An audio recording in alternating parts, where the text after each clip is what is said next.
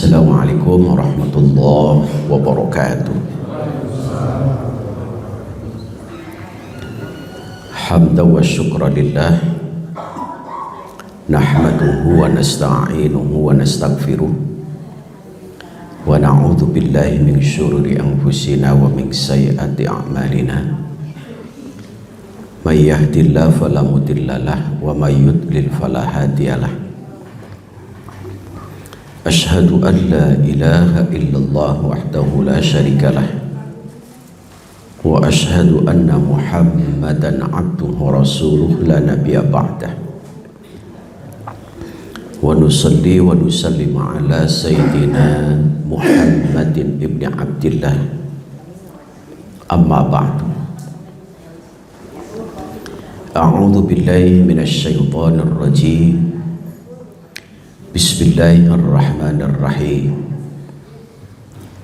Qul in kuntum tuhibbunallaha fattabi'uni yuhibbukumullahu wa yaghfir lakum dzunubakum wallahu ghafurur rahim. Pada kajian subuh ini kita bahas cinta kepada Rasulullah Sallallahu Alaihi Wasallam. Kita merujuk nanti yang pertama kepada Quran Surah Ali Imran ayat 31, Surah Al-Ahzab ayat 56 dan Al-Ahzab ayat 21. Di dalam tafsir Al-Maraghi itu, kenapa kita harus cinta kepada Rasul? Alasannya yang pertama, mahabbatad diniyah. Kita cinta kepada Rasul itu karena ada perintah dari agama. Kalau perintah dari agama berarti ada perintah dari Allah. Ayatnya Ali Imran 31. Qul in kuntum tuhibbunallah fattabi'uni. Jika kita cinta kepada Allah, maka ikuti Rasulullah.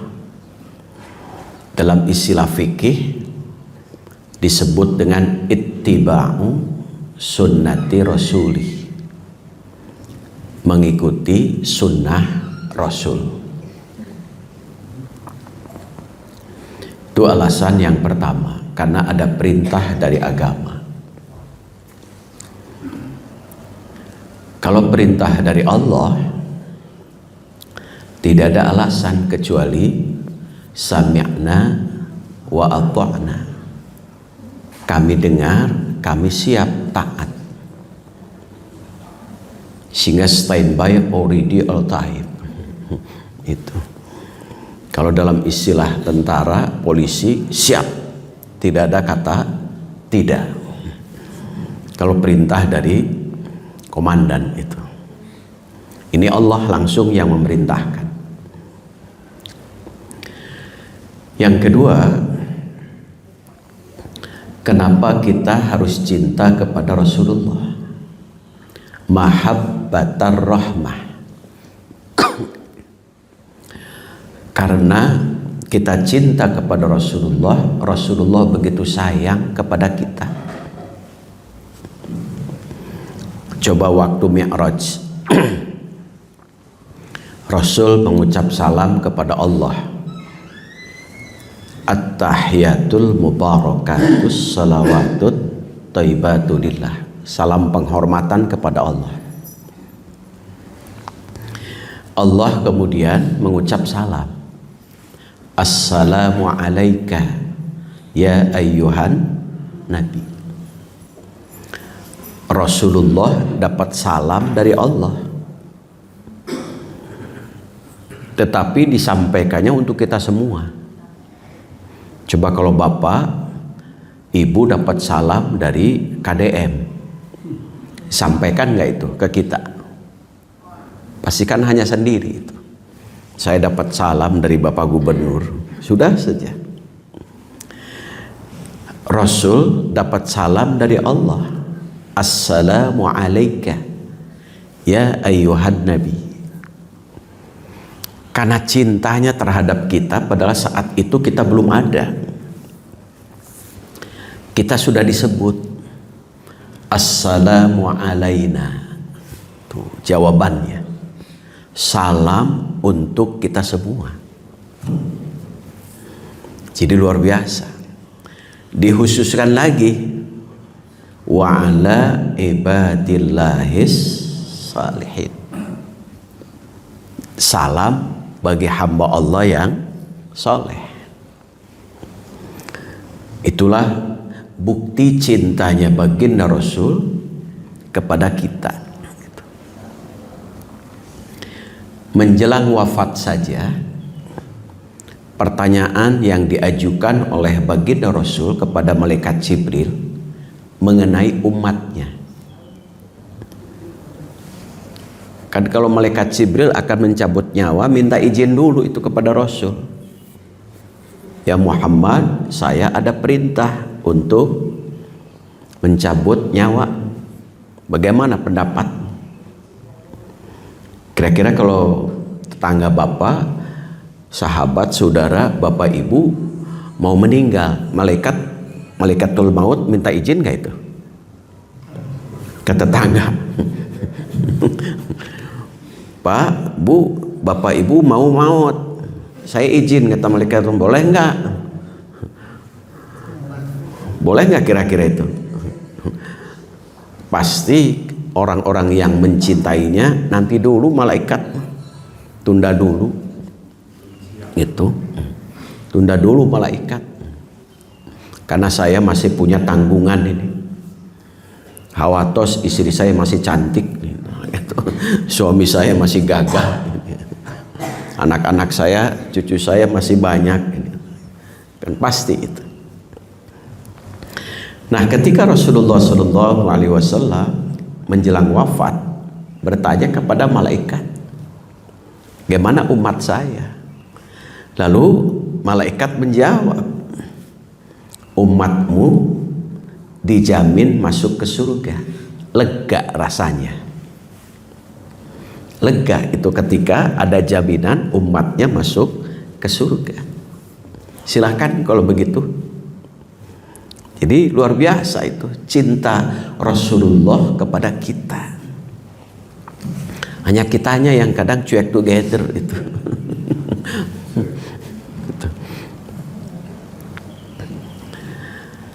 Nah, kemudian di kalangan para sahabat, Rasulullah tiba-tiba mengatakan, nanti ada saudaraku. Lalu para sahabat menjawab, kan kami ya Rasul, saudaramu. Bukan. Lalu siapa? Kau adalah sahabat. Saudaraku itu adalah orang yang tidak pernah ketemu dengan saya, kata Rasulullah, tapi selalu menyebutnya dan mengikuti perjalanannya, mengikuti sunnahnya. Jadi kita dianggap oleh baginda Rasulullah SAW adalah sebagai saudara.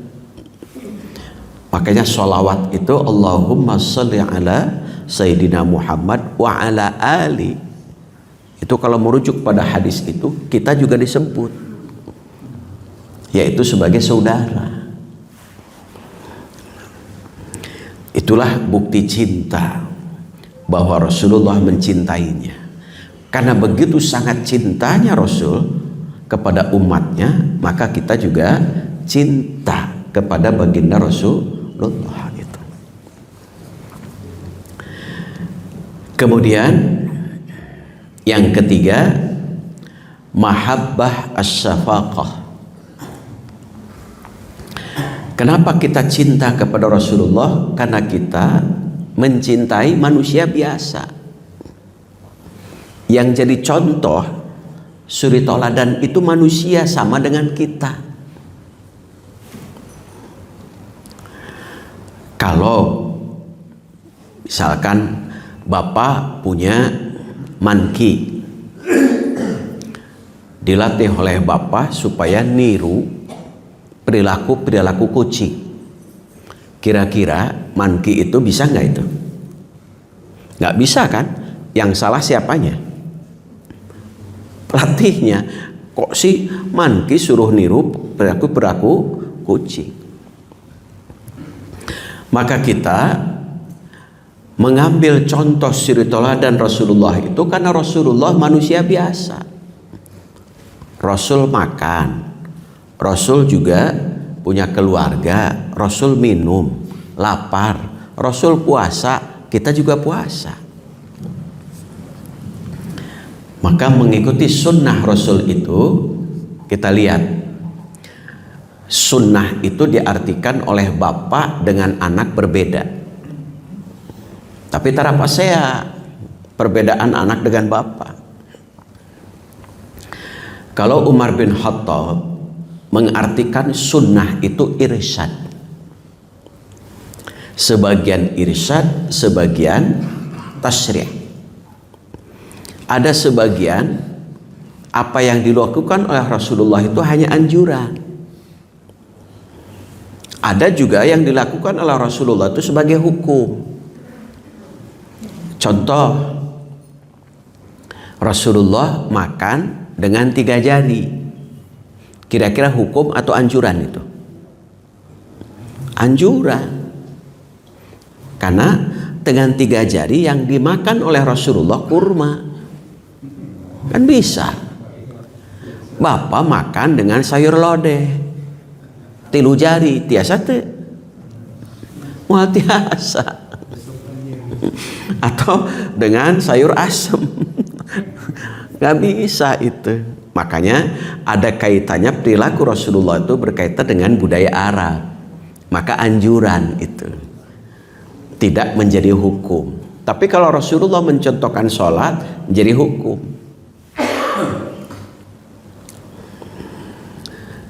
Contoh lain, Rasulullah selalu pakai sholat itu memakai gamis. Ternyata sehari-hari pakai gamis. Itu kan? Itu irsyad, bukan hukum, anjuran. Mau pakai gamis boleh, mau pakai sarung boleh. Sarungnya juga berbagai merek. Ada Wadimor, ada Atlas, ada BHS. Mau pakai celana panjang boleh, itu. Yang penting dalam fikih itu menutup aurat. Itu dalam bab fikih itu. Maka itulah sunnah itu. Tapi ada yang menjadi hukum. Yang menjadi hukumnya apa? Menutup aurat itu hukum. Tapi bagaimana cara menutup aurat itu irsyad. Contoh ketika bapak memakai baju ihram. Kan ada hukum, baju ihram itu tidak boleh pakaian yang berjahit untuk laki-laki. Maka baju ihram. Yang wajibnya hanya nutup dari pusar sampai lutut. Itu yang wajib. Kalau atas sunnah. Jadi kalau bapak hanya memakai 1 baju ihram sah, tetapi belum ada keutamaan. Makanya ketika ada keutamaan ditambah dengan nutup atas. Nah itu hukum, tidak boleh diganti baju ihram diganti dengan pakaian biasa. Itu. Jadi ada menjadi hukum, ada juga yang menjadi anjuran. Yang kedua, kalau anaknya Abdullah ibnu Umar mengartikan sunnah itu adalah sebagai tasyri' semua, sebagai hukum semua. Kalau Rasul pakai gamis, pakai, warnanya hitam, hitam. Sholat di atas batu, ikut sholat di atas batu. Pokoknya tekstual. Kalau Umar bin Khattab kontekstual. Kalau anaknya tekstual. perbedaan pendapat biasa ternyata. Bapak dengan anak saja berbeda. Tepasea. Itu hebatnya orang-orang dulu itu. Kenapa? Perbedaan pendapatnya diiringi dengan ilmu. Intinya semua itu baik teks maupun konteks adalah dalam rangka untuk mencintai Rasulullah. Itu latar belakang kita cinta kepada Rasulullah. Kalau Rasul yang menjadi imam sholat, maka ikuti. Kalau malaikat yang menjadi imam sholat, maka kadang Rasul panjang, kadang pendek, kadang sedang. Kalau imamnya malaikat, kan nggak punya nafsu, berarti nggak ada capek. Bisa jadi 30 juz imaman sakalita. Itu. Suami istri, bapak ibu manusia. Karena manusia melekat kekurangan kelebihan. Kalau ingin punya pasangan yang selalu ada kelebihan, jangan nikah dengan manusia. Nikahlah dengan malaikat. Itu. Tapi awas jangan dengan malaikatul maut. Itu. Karena dicanak maut. Itu. Kalau ingin punya pasangan yang selalu jelek, nikahlah dengan setan. Kita menikah dengan manusia. Kalau dengan manusia berarti melekat kelebihan dan kekurangan. Itulah sehingga diikat dengan istilah sakinah, mawaddah, warahmah. Sakinah itu apa? Sakinah itu ketika pasangan melihat kekurangan kejelekan, tahan mulut untuk tidak banyak komen, apalagi mencela. Jadi kekurangan dan kejelekannya itu bukan dikomen, apalagi dicela. Kalau mau dinasehati. Kalau mau dinasehati itu. Iya kadang kejelekan seetik komen. Bahkan bukan hanya di komen, nyarocos nyari langsung bikin status. Suamiku hari ini sedang bimoli. Bibir monyong 5 lili. Komen itu. Yang kedua, ketika kita menikah dengan manusia, manusia itu melekat kelebihan dan kekurangan, berarti mawaddah. Kalau ada kekurangan, kejelekan, pandangan kita, pikiran kita, hati kita, ingatan kita, pendengaran kita, alihkan sesuatu yang baik yang kita lihat. Yang mau dibalik, aya kagorengan, aya kejelekan, kalaka tambah molotot. Alihkan pikiran kita. Yang ketiga, bentuk lagi dengan rahmah. Kalau sudah berusaha dialihkan, masih juga terlihat, maka jadikan kejelekan kekurangan itu sebagai sarana untuk ibadah, sehingga semakin banyak melihat kejelekan, semakin banyak ibadah. Kenapa bapak bogo ke mama? Padahal mama teh goreng. Justru karena goreng bapak teh bogo.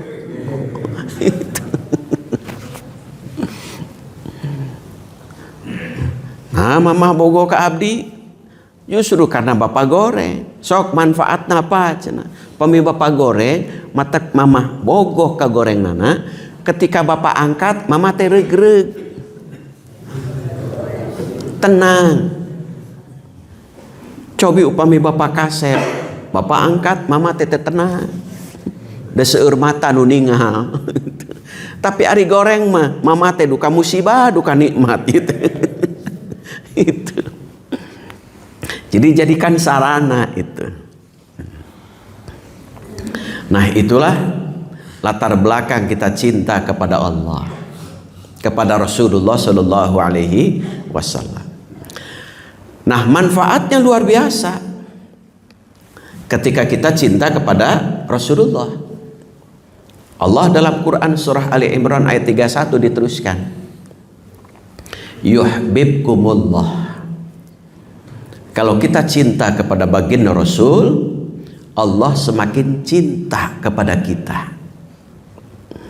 Kita dicintai oleh seseorang saja, manusia, lawan jenis, senangnya bukan main. Ini yang mencintai adalah Khalik, pencipta kita semua. Harusnya lebih senang, lebih dikejar itu. Yang kedua, keutamaannya kita mencintai Rasulullah itu wa yaghfir lakum dzunubakum. Allah hapus dosa-dosa kita. Itu enaknya keutamaan mencintai Rasulullah. Sekarang bagaimana bukti kita cinta kepada Rasul?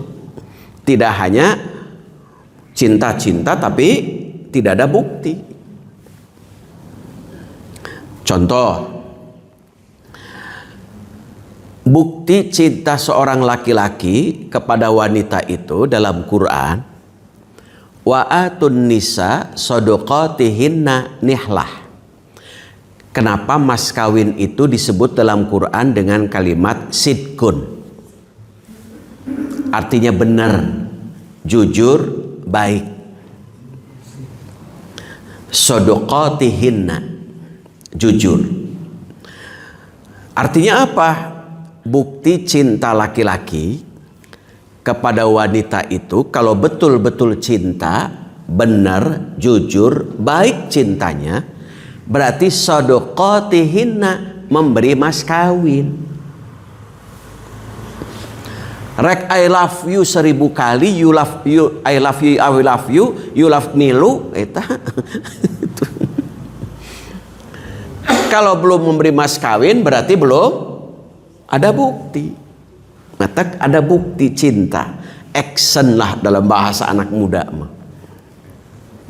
Itu. Nah, kita buktikan cinta kita kepada Rasulullah. Minimal ada 3. Cinta kita, bukti cinta kepada Rasulullah. Yang pertama, kita mengambil Al-Quran surah Al-Ahzab ayat 56. Innallaha wa malaikatahu yusalluna 'alan nabi. Ya ayyuhalladzina amanu sallu 'alaihi wasallimu taslima. Kan ayat ini ada 2 maknanya. Kalau dalam bahasa Arab ada khabariyah, ada insya'iyah. Khabariyah itu ada informasi bahwa kedudukan Rasulullah itu di hadapan Allah dan para malaikat begitu sangat tinggi, luhur dan mulia. Sampai-sampai ada yang sebut sholawat Allah dan sholawat malaikat. Itu khabariyah itu dalam bahasa Arab. Ada insya'iyah. Insya'iyah itu ada perintah. Kalau bapak ibu cinta kepada Rasulullah, tunjukkan perintah Allah, buktikan, laksanakan. Apa? Banyak membaca sholawat. Berarti banyak menyebut Rasulullah dengan banyak membaca salawat. Kita bahas sekarang, apa sih salawat Allah kepada Nabi, salawat malaikat kepada Nabi, dan salawat kita kepada Nabi? Kan ada 3 salawat di situ. Ayat itu. Ada yang menafsirkan salawat Allah kepada Nabi itu adalah rahmah, yaitu Allah memberikan karunia, rahmat disebutnya, kasih sayang. Kasih sayang Allah luar biasa. Ketika Rasulullah SAW ditinggal wafat oleh istrinya yang bernama Khadijah, Rasulullah menangis sebagai manusia biasa, ditinggal seseorang yang dicintai. Rasul menangis, arsy bergetar. Kalau bapak ibu yang menangis, apa yang bergetar? Ini arsy bergetar ketika Rasulullah menangis. Arsy bergetar. Saat bergetar, Allah mengutus malaikat Jibril. Jibril, tengok kekasihku, yaitu bernama Muhammad, dia sedang sedih. Tengok, sekaligus ajak untuk healing. Healing dalam bahasa kita sekarang. Healing, hiburan, jalan-jalan. Kalau dalam bahasa mahasiswa, rihlah, jalan-jalan. Itu healing, piknik lah inti nama. Ditengok oleh malaikat Jibril, dihibur. Bagaimana hiburnya? Diajak jalan-jalan. Maka jalan-jalannya Rasul bukan jalan-jalan seukur jalan-jalan, tetapi jalan-jalan perjalanan spiritual. Maka dikenallah dengan istilah jalan-jalan itu, yaitu Isra dan Mi'raj. Jadi malaikat menghibur Rasul itu yang pertama dari masjid ke masjid. Kata kalau bapak sedang sedih, ajak jalan-jalan dari masjid ke masjid. Ya mau jalan-jalan nanti ke masjid, sedih teh. Kalaka ke kafe, curhat. Itu curhatnya sanes ka pasangan usah deui. Sudah itu. Nah, jadi jalan-jalannya Isra dari masjid ke masjid. Setelah dari masjid ke masjid, Mi'raj, naik. Jalan-jalannya kemana? Ingat Allah. Mi'rajul mu'min as-sholah, yaitu sholat.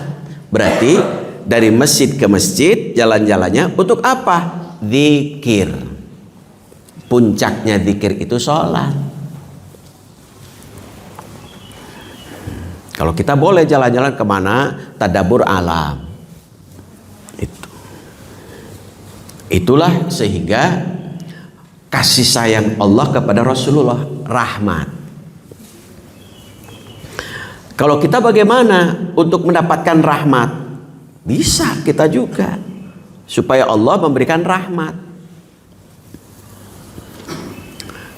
Cara kita menjemput rahmat dari Allah, kasih sayang Allah itu, kalau mengambil pembelajaran dari Ashabul Kahfi, pemuda yang sedang jalan istirahat ke dalam gua, kemudian tiba-tiba batu ngegelinding sampai menutupi pintu gua.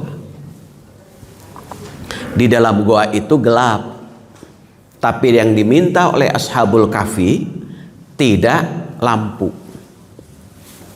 Di dalam gua itu batu-batu keras. Yang diminta oleh Ashabul Kahfi bukan kasur, tapi apa? Rabbana atina min ladunka rahmah. Walaupun gelap, batu keras, tertidur karena rahmat Allah selama 309 tahun. Pernah nggak Bapak tidur selama 309 tahun? Coba ketika Bapak Ibu masuk ke masjid, doanya apa? Allahumma ftahli abwaba rahmatik. Yang diminta sama, yaitu rahmat. Mata karena rahmat Allah, begitu duduk gek barinya rande lep tibra. Itu karena rahmat Allah. Belum tentu kalau di rumah Bapak Ibu langsung nyenyak itu. Mata kalau ingin tidur nyenyak, sering-sering ke masjid. Sehingga ketika ditanya setelah Jumatan, siapa khotibnya? Saya pisan khotibna. Kenapa? Tibra tadi abdi teh. Jadi khotib nu saya teh kalahkan nu nibrakeun. Nah, Ashabul Kahfi rahmat Allahnya, makanya dalam Quran surah Al-Kahfi ayat 110 ayat terakhirnya ada kalimat faman kana yarju liqa'a rabbih falyamal amalan shalihan. Barang siapa yang ingin bertemu berjumpa Allah, ada yang menafsirkan ingin rahmat Allah. Apa? Falyamal amalan shalihan. Lakukan, kerjakan amal kebaikan. Sehingga rahmat Allah itu tidak seperti sulap bim salabim abra kadabra jelek turun. Harus ada ikhtiar. Ikhtiarnya dalam nama di Al-Quran amal soleh. Apa yang disodorkan, yang dilakukan oleh Ashabul Kahfi amal solehnya? Yang pertama, pemuda doa sambil mengadukan amal soleh. Ya Allah, saya masih punya orang tua. Setiap hari orang tuaku saya urus. Bahkan saya mandikan, saya suapin makan. Bahkan kadang-kadang anakku merengek minta makan, saya tidak beri makan sebelum orang tuaku makan. Kata Ashabul Kahfi, ya Allah, kalaulah itu bakti saya pada orang tua sebagai amal soleh, karena rahmatmu geser batu besar yang menghalangi pintu goa itu. Bergeser, Pak, karena rahmat Allah. Tanpa harus ada dorongan dari siapa-siapa, hanya doa, geser. Tetapi apa? Disertakan amal soleh. Amal solehnya apa? Ternyata satu yang dilakukan oleh Ashabul Kahfi adalah bakti kepada orang tua. Itu bakti pada orang tua. Rahmat Allah turun. Dulu di Yaman pernah terjadi, ada seorang tentara karena sedang dinas, maka ia tidak bisa mengurus secara langsung orang tuanya, sehingga orang tuanya itu dititipkan kepada adiknya yang harus mengurus, tapi dia tiap bulan ngirim uang sebagai biayanya karena ia pindah-pindah tugasnya. Saat ini tentara sudah pensiun, purnawirawan, maka dia datang kepada adiknya, Dek, saya mohon izin, orang tua saya bawa ke rumah saya yang sudah lama saya tidak ngurus. Tidak diizinkan oleh adiknya. Adik juga kalau mau nengok silahkan, tidak diizinkan. Pokoknya harus di sini, bapak dan ibu itu. Kan deh, saya sudah lama nggak ngurus orang tua. Enggak, di sini. Ini purnawirawan mengadukan kepada pengadilan. Karena sebab adiknya tidak mengizinkan untuk mengurus orang tua. Rebutan ngurus orang tua sampai ke pengadilan. Kalau kita ke pengadilan apa? Rebutan apa? Harta waris. Luar biasa, Pak, dulu itu. Karena orang tua itu dijadikan sarana media untuk ibadah. Coba ayatnya yang tadi saya baca, Al-Isra ayat 23, 24. Wa qadha rabbuka alla ta'budu illa iyyahu wa bil walidaini ihsana. Allah telah mewajibkan kepada kita semua supaya kita tidak menyembah selain Allah. Dan Allah telah mewajibkan kepada kita semua supaya kita senantiasa berbuat baik kepada orang tua. Kita teruskan ayatnya. Kan orang tua itu tidak selamanya muda. tidak selamanya kuat. Seiring dengan waktu, maka kita akan mengalami kalau panjang umur lemah. Maka dalam Quran surah Ar-Rum ayat 54 ada 3 fase. Pertama, kita lahir dalam keadaan lemah, butuh bantuan orang dewasa. Saat itu orang tua. Yang kedua, periode kedua, kita kuat. Oleh Allah berikan kekuatan. Seiring dengan waktu, maka kalau panjang umur, ketemu dengan periode ketiga, lemah diiringi dengan uban. Berarti Bapak Ibu sudah masuk periode mana itu? Yang kedua ya, masih kuat kan? Makanya dalam bahasa Qur'annya syaibatan itu semakin tua, fisik lemah tapi semakin bijak. Itu syaibah itu artinya. Bukan semakin tua semakin jadi. Nurus tunjung berkedawang. Karena orang tua cek aing kitu-kitu sia. Nu ngora kudu nurut ke orang tua. Keras kepala. Sanes. Quran itu memerintahkan semakin tua tandanya uban semakin bijak. Berarti upamitos aya ubanan bijak perilakunya. Itu keras kepala. Isin kunaon? Huis. Pan kalau sudah tua mah huis, ngawitan dicabutan hiji 2 murudul 10.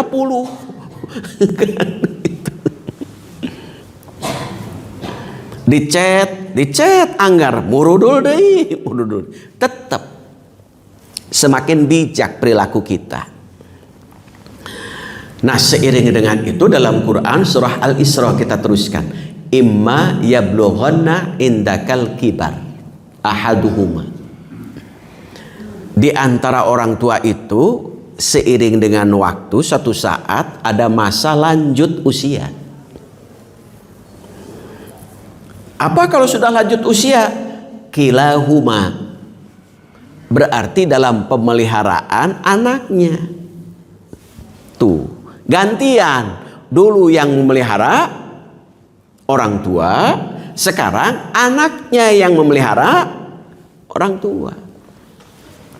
Jangan sampai ada peribahasa.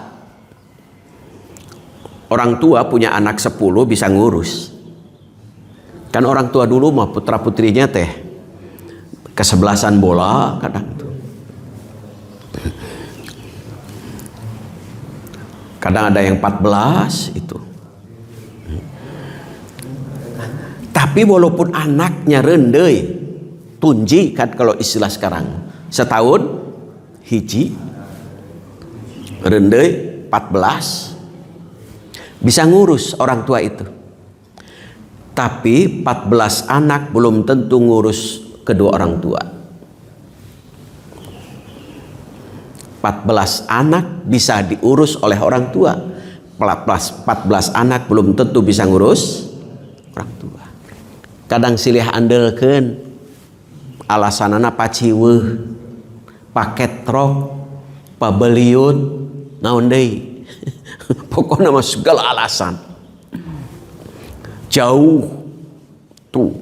Tapi pelebah maut ninggalkeun waris nembe eta. Rebutan. Al-Isra au kilahuma dalam pemeliharaan anak. Tapi awas ketika anak mengurus orang tua, Al-Quran, fala takul lahuma uff. Jangan sakiti dia. Baik sakit verbal maupun fisik. Jangan sakiti.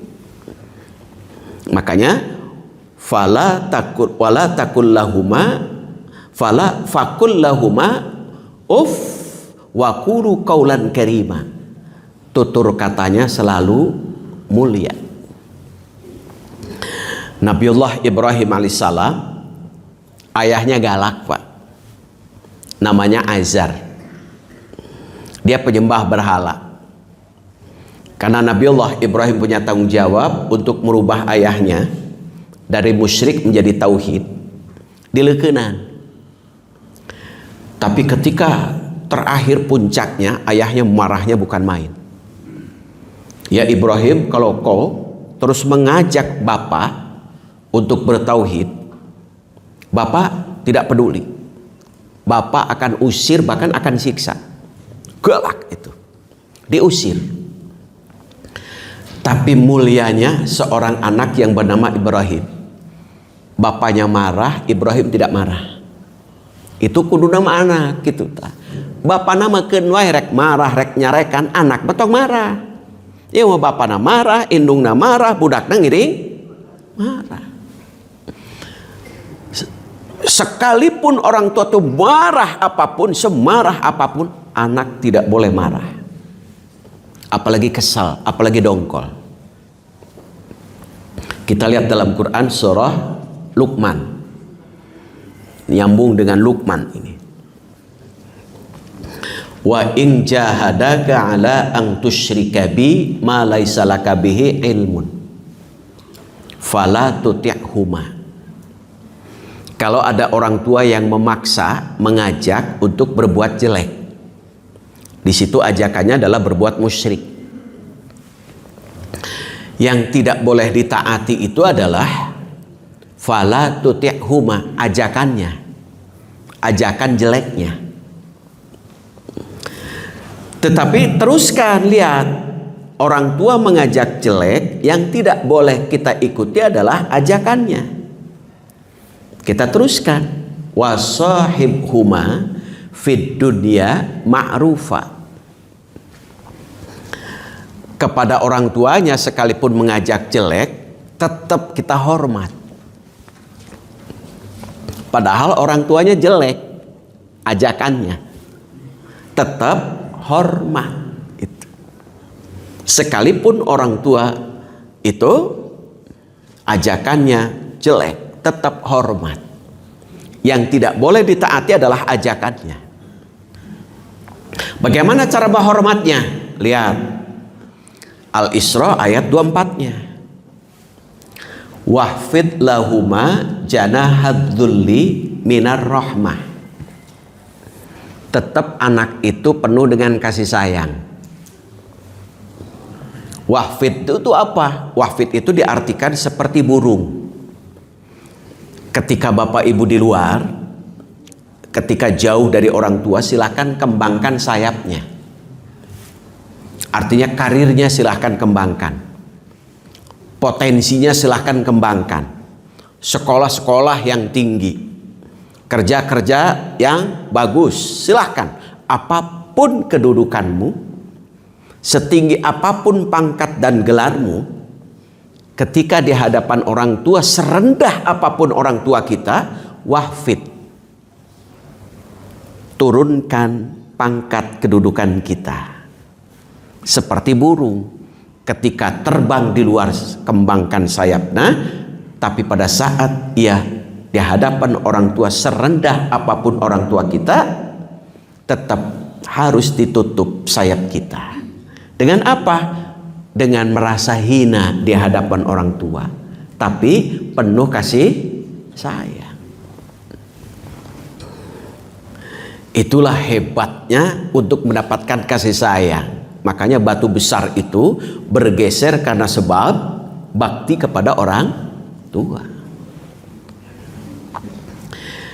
Nah, kita lihat dalam hadis dikaitkan dengan ayat Quran. Bagaimana bentuk kasih sayangnya? Di samping dengan perilaku, juga ada iringan doa di situ. Makanya dalam hadis, kewajiban anak kepada orang tua itu tidak pernah terputus sekalipun orang tuanya sudah wafat. Apa kewajiban anak pada orang tua? Ada 4 yang tidak pernah terputus. Jadi kita di hadapan orang tua sebagai anak, di hadapan orang tua sebagai anak. Kita di hadapan anak sebagai orang tua. Nyambung estafet itu. Kuncinya kalau anaknya soleh. Ada 4 kewajiban anak untuk orang tuanya yang tidak pernah terputus sekalipun orang tuanya sudah wafat. Kan rata-rata orang tua kita sudah wafat. Maka beruntung kalau ada orang tua yang masih hidup. Jadikan sebagai sarana ibadah itu. Apa kewajiban orang kita sebagai anak untuk orang tua? Yang pertama, as-salatu alaihima. Bapak Ibu senantiasa tidak boleh berhenti setiap ba'da sholat fardu mendoakan orang tua. Yang kedua, bukan hanya sekedar doa, al-istighfaru alaihima, memohonkan ampun untuk orang tua. Makanya Quran menuntunnya doanya, wa qur rabbirhamhuma kama rabbayani sagira. Kan doa itu tidak 1 jam itu, paling berapa menit atau detik itu. Yang biasa diganti kalimat dari Quran disadur, rabbik firli waliwalidayya warham huma kama rabbayani sagira. Dalam kitab Fathul Bari, manfaat doa itu ada 2. Makanya kalau Bapak Ibu sayang kepada orang tua, tidak boleh berhenti doa ini. 1, manfaatnya bisa menghentikan azab kubur atau menjauhkan dari azab kubur untuk orang tua kita. Na'udzubillah, ada orang tua dapat azab kubur. 1 kali, 2 kali malaikat berhenti memberikan azab. Orang tua ini nanya, malaikat kenapa kau berhenti memberikan azab kepada saya? Saya ini banyak dosa. Kan kalau di kuburan ngaku itu berbuat dosa. Lalu kata malaikat apa? Ada hantaran doa dari anakmu yang soleh. Tuh, tembus itu. Doa itu langsung ke kuburan dari anak yang soleh. Tembus itu, doa itu sampai malaikat berhentikan ada hantaran doa. Yang kedua, rabbik firli waliwalidayya warhamhuma kama rabbayani sagira, itu bisa mengangkat derajat orang tua. Bisa di dunia Bapak Ibu sukses, itu bisa jadi karena ada dorongan doa dari anak-anak kita, di samping dari istri kita. Apalagi kalau anak perempuan, Pak. Makanya ada doa yang tembus ke langit langsung, yaitu doa perempuan, Pak. Makanya jangan macam-macam ke perempuan tuh, Pak, karena doanya tembus itu langsung ke langit.